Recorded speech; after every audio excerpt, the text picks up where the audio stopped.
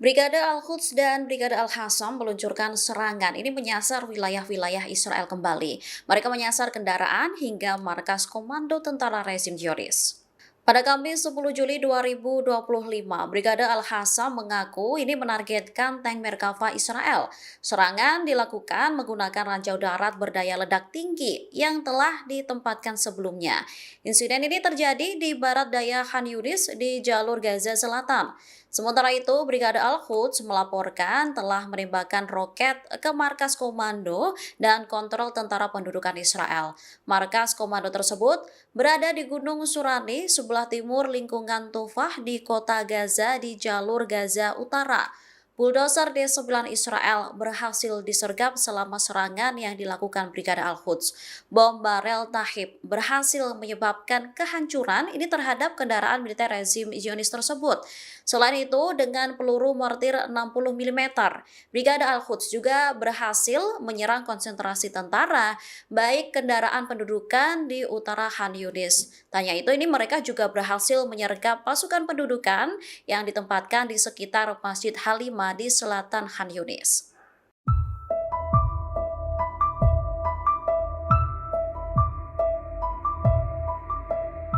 Brigade Al-Quds terus berupaya melumpuhkan tentara Israel yang berada di jalur Gaza. Terbaru ini mereka menembak seorang anggota IDF yang berada di gunung. Momen ini terekam dalam sebuah video yang diunggah Brigade Al-Quds pada Jumat 11 Juli 2025. Dalam video itu, seorang penembak jitu Al-Quds menargetkan seorang tentara Israel.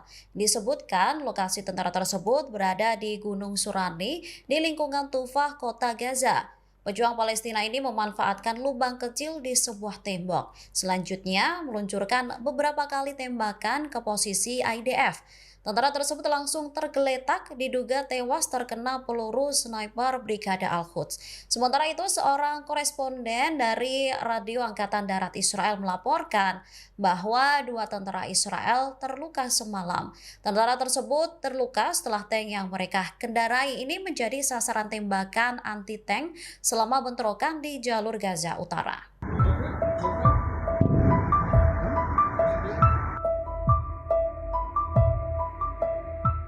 Serangan Iran yang menyasar pangkalan udara Amerika Serikat di Qatar ternyata ini menyebabkan kerusakan. Kerusakan tersebut turut dibenarkan oleh juru bicara Pentagon Sean Parnell. Menurut laporan, serangan Iran ini menghantam kubah geodesik yang menampung peralatan yang digunakan oleh Amerika Serikat untuk komunikasi aman. Padahal ini pangkalan menjadi lokasi penting bagi Amerika Serikat. Kerusakan ini sendiri terekam oleh citra satelit yang menunjukkan bahwa kubah telah hilang. Tanya itu, beberapa kerusakan juga terlihat pada bangunan di dekatnya. Untuk pertama kalinya, Amerika Serikat mengakui ini kerusakan yang ditimbulkan oleh Teheran. Xi'an mengakui bahwa sebuah rudal balistik Iran telah mengenai kubah tersebut. Tetapi kerusakan yang ditimbulkan tak terlalu parah dan pangkalan kembali menjalankan misinya. Namun, Qatar sendiri ini enggan menanggapi mengenai kerusakan tersebut. Diketahui serangan Iran terhadap pangkalan udara Al-Udeid di luar Doha, ibu kota Qatar, dilakukan Iran pada 23 Juni. Serangan diluncurkan sebagai respon terhadap pengeboman Amerika Serikat terhadap 3 lokasi nuklir di Iran.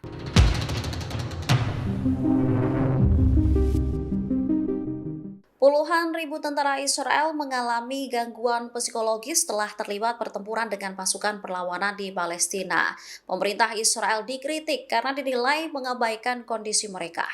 Saluran 12 Israel pada Jumat 11 Juli 2025 mengungkap angka-angka mengejutkan mengenai dampak psikologis perang terhadap tentara pendudukan. Disebutkan publik lebih terfokus pada korban tewas dan luka yang disebabkan oleh serangan Hamas. Sementara tentara yang menderita cedera psikologis seolah diabaikan. Padahal koresponden Mikael Belan ini mengatakan bahwa lebih dari sepertiga dari mereka yang terluka sejak awal perang telah mengalami trauma psikologis. Kondisi ini menegaskan jika dampak psikologis yang dialami tentara Israel tinggi, namun kurang dilaporkan. Nir Difori, komentator urusan militer juga turut mengungkap soal kondisi tentara Israel. Ia mencatat bahwa sekitar 20.000 prajurit pulang dari pertempuran dengan menderita gangguan stres pasca trauma. Divori menambahkan bahwa perkiraan dalam lembaga keamanan dan militer menunjukkan bahwa jumlah ini kemungkinan akan berlipat ganda pada periode mendatang, mengingat konfrontasi dan eskalasi yang sedang berlangsung.